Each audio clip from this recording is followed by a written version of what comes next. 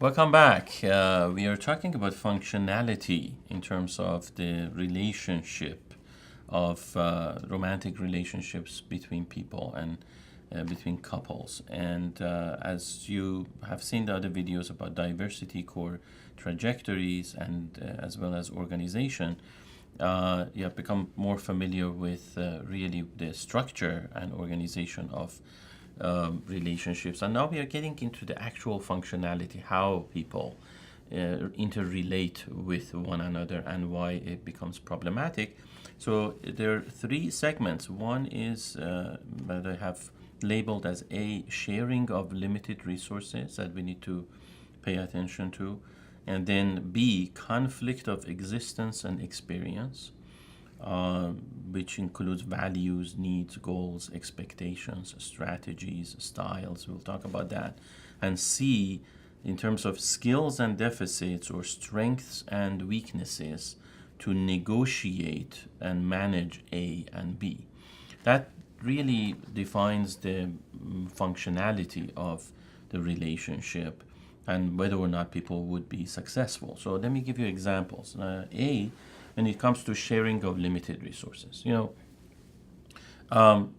this is really a new phenomenon in terms of a person's developmental growth in and just they're living their life, as a single person.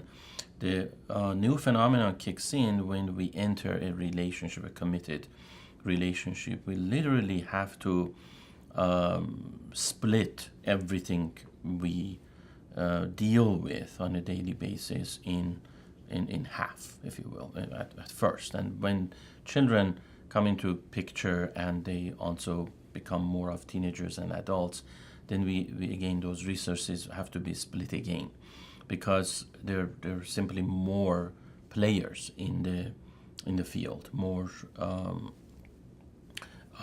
team members, if you will, on this team, what we call a family. But in the beginning, a person will need to share the resources that they usually enjoy all by themselves with a partner. And that's a difficult transition.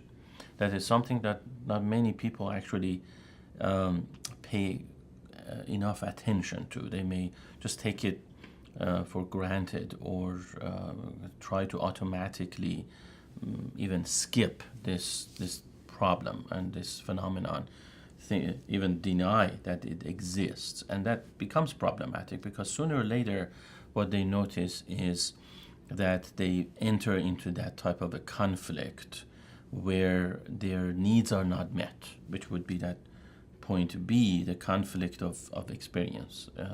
As I mentioned, for instance, the needs and values and goals and expectations. So an example of this is, let's say, simply from the time that two people are starting to date and enter a romantic relationship. Certainly there is a high level of desire in the beginning of a relationship where people may literally ignore and downplay the burden and pressure that type of activity puts on a person's schedule. So people generally love to make time for their date. They skip work at times, even some responsibilities that they may have. They postpone certain items, tasks, priorities that they have on their personal level. For instance, let's say if every day they used to go to the gym and work out, they're willing to sacrifice some of those sessions, like one day skip the gym and go on a date, like make time for their partner. Or another example would be if they have some other set schedules, obligations, maybe hobbies that they have engaged in on a daily basis, and to some extent it has become even a little bit monotonous for them. They're willing again to sacrifice those or put them at the end of the list and make time for their partner. And in fact, we use this phrase like make time. how do we make time? We reprioritize the tasks and daily activities that we engage in, and insert a more prominent and more important schedule into our daily life in order to meet our own needs, to meet with somebody, as well as the need of the other person. And a lot of times we also have to do this really according to the needs and the schedule of our partner. To give you another example, you may notice that, let's say, your partner only has times in the morning to meet with you. They're just super busy during the day, and the evening they may have certain obligations and other requirements that just keep them. But you may not be a morning person. But then suddenly, due to the fact that you are interested in this other person, you make those adjustments. So that's an example where we can become more aware of this fact that resources are limited. We only have 24 hours. We only have a few hours in the morning that we have committed to a certain activity, or a few hours throughout the day that again we have already committed and adjusted to a certain activity. And sooner or later we will have to make certain different choices and change these priorities. And what we miss throughout these rescheduling and reshuffling is the fact that we are literally at times postponing our own priorities, our own needs, and they pile up. And we see that a lot of times when couples come in to figure out their relationships, and ultimately there is that unspoken, unmet need for the person that they have put so much energy, so much effort, invested so much, if you will, psychic energy and physical energy into the relationship and making the relationship work at the expense of those limited resources that they have had. But they haven't paid attention to this phenomenon from the get-go. So they are building up almost a deficit that then later becomes a problem. Another example is when people, especially after perhaps a few months or years into the relationship, where the dating, mating phase is over, there is a little bit more of a normalcy and routine to their schedule. And what then becomes important is kind of the peripheral relationships that exist to the society, to the environment, to the community. And that starts with, let's say, family members, the in-laws, and then extends to other friends that the couple have. And so after a couple really feels kind of secure within their own schedule, they have come up with some kind of a negotiated protocol how to share those limited daily resources. Then the idea here becomes to really kind of extend and enjoy and expand and maximize their connections with other people in their lives.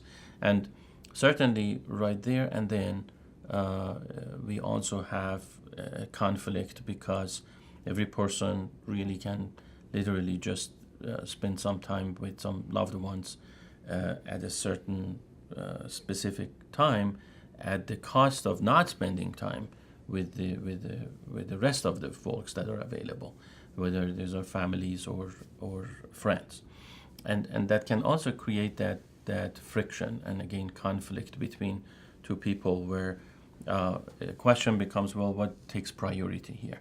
Are we spending time with siblings and parents of one couple, one partner in this coupledom, or the other one? How do you schedule all these at their availability, more or less, because people are not going to be available at the same time, especially when it comes to important times in the life of a person, like holidays, because right around the holidays people want to get together, and people have different ideas how to get together and how to spend time and energy with each other. So that really brings us to the second aspect, the conflict of experience and existence, that we again at times are not paying attention to, and try to somehow work our way through that negotiation by almost overpowering the other person. And you will see that, the way people negotiate about this is through some kind of almost like a strong arming one another in one way or another. A lot of times people don't even pay enough time communicating and talking and planning things out, such as, hey, honey, what are we going to do for Christmas? It's 2-3 months down the road. Let's plan this out and figure out how we can literally put up with the deficits and problems that are going to arise down the road, because we know that we can't make everybody happy, including ourselves. They don't have this type of conversation with each other and communication. What they do is they just wait until probably a week or two prior to Christmas, and then suddenly they're in commotion, trying to make things happen. Who called whom? Somebody started having a new idea. Hey, let's throw Christmas at your house. They make certain suggestions: his house, her house, this house, and that house, or out in a restaurant, or somewhere in the park. And there is an idea that percolates, and then some people gather themselves around that idea, almost like create these alliances based on, again, level of comfort and rapport that they have with each other, and more or less trust or liking. And again, goes back to preferences, conflict of needs, and then within that discussion, somebody ought to win, more or less. Kind of somebody ought to persuade the rest that that idea is the best idea, and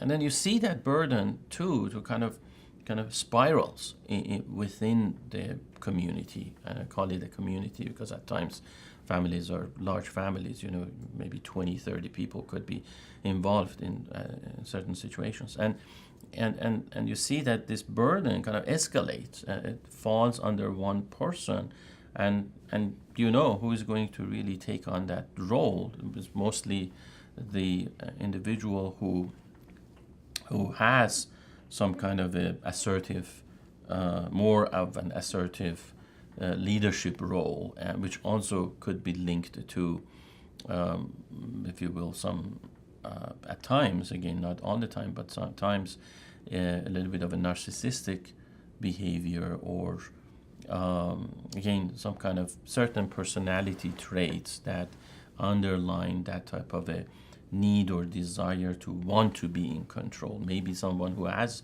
a little bit of OCD, you may see that in place, because there is some pressure and some burden that not everyone is comfortable with, especially people who are quite passive.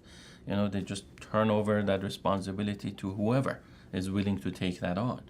And again, the problem with this is that people don't spend enough time and energy to communicate and plan and actually try to come up with the best scenario. So everyone huddling together last minute, trying to work it out, ultimately leads to more conflict, more relationship problems. And then here we can actually go to step 3 or item 3, where we are talking about skills and deficits to negotiate this. Because again, just like I mentioned, that example of a bit passiveness or aggressiveness in the personality style would be really an example of skills versus deficits. A lot of times you can observe people engage in certain strategies, such as when we see somebody just gets pissed off about that conversation, feels hurt or even offended, and walks away, and now they have the whole narration, the whole story that revolves around something that was said within that conversation that offended that person. And then they can trace it back. Almost you see that especially with a lot of long-term relationships, that somebody gets pissed off and they kind of walk away, shut down, or become overly agitated, frustrated, raise their voice and get angry and stuff like that, and ultimately the conversation breaks down. But then when you listen to them, when you kind of calm down and get to the bottom of the conversation, you may find that they actually trace it back to many, many incidences and months and years of history they have had around something that has bothered them from the beginning of the relationship. And they would even tell you that, first day we met 17 years ago, I was not quite accepted by your family. And, they always wanted me to prove myself and to blah, blah, blah, and prove that I'm a good person, or I'm a good daughter-in-law or son-in-law or something like that. And that has always bothered me from the beginning. They actually see a theme developing over so many years, and they can find evidence in multiple instances, and they can even remember every single holiday, every single family get-together, every single important event in their lives that has been influenced by that same theme, and they hold on to it with resentment. And again, it goes back to that skills and deficits in terms of, do they have the skills to resolve this resentment, to get that out of the relationship? Do they have the skills to openly come to a resolution about, again, this issue that has been bothering them? And it goes both ways. It's not like one person is the victim and the other one is the perpetrator, and it's been established from the very beginning. In reality, both individuals, because of all these differences, the limited nature of resources, the diversity in their needs and expectations, and their skills and deficits in their communication and relating to one another, they both have been hurting from the very beginning. They both have been negatively influencing one another, impacting one another, which we know more under the term of being hurt and feeling misunderstood or lonely. Those are usually the descriptors people use to communicate this underlying issue that I just mentioned, which is more of a lack of skills of having been able to resolve a discrepancy, a different perspective about a very important situation, and literally not feeling valued, not feeling validated, not feeling important from the get-go, and having kind of lingered, kind of being lingering and simmering and kind of brooding for many years within the same type of a negative experience over many years, and almost like identifying and associating one's existence with this theme, and you don't pick it up until many years later. The issue with that, again, which goes back to what I mentioned, is that almost like the denial that individuals have from the very, very beginning of their relationship about the fact that things are just different for people and conflictual. We downplay or even ignore this reality of a very gross and kind of quite obvious polar opposite discrepancy between individuals' realities, and we kind of downplay that those differences because more or less we are a little bit afraid of acknowledging the fact that if we are so different, and if we are so completely opposite from one another, then do we even have a business with each other or together? And that issue, that concept by itself is scary enough and threatening and kind of off-putting enough for people to want to ignore these differences and really find similarities from the get-go, from the beginning, at the cost of ignoring these realities in terms of the functionality of a relationship. Now, what is the best approach? Would we want to, from the get-go, just focus on the differences and how we are completely quite, opposite from one another and don't really mesh with each other or don't really match each other? Well, not really either, because then that really leads to a kind of lack of commonality. If people are focused too much on just being different and liking different things and gravitating toward different, destinations, then they have a hard time to even have any sensible conversation and kind of finding a common ground to feel good about each other. So the idea here is to, again, understanding the stages of relationship, which would be our next topic, phases and stages of relationship, and adjust accordingly.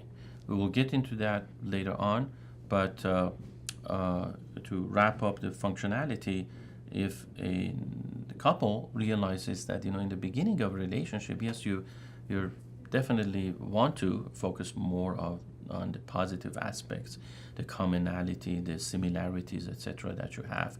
That's wonderful, and that creates a little bit of a bond between you and your partner. But then over time, you also have to be a little bit more realistic and learn how to not only acknowledge, but also deal with and negotiate differences and find benefits actually in acknowledging and negotiating those differences, and see how you can work that into the realities of your relationship and kind of look at it from a constructive point of view, a utilitarian point of view, where you can maximize these differences in terms of the diversity of tools and opportunities that it provides a strong bond and strongly and secured type of a romantic relationship. If people are willing to do so, which again would require a lot of skills of communication, open communication and dialogue, ultimately, then what they can do is they can recognize that they enter into a new stage and phase of their life where the romance, if you will, the dating and mating phase is completed, it's over, and now we're really entering into a more of a sustain or maintaining type of a phase where individuals can actually, through better communication, empower themselves to and the functionality, the aspect of functionality of their relationship. So stay tuned for our next video about those stages and phases, and also remember to leave us some comments. We'd love to answer those comments and create more videos about your comments and questions. Thank you very much.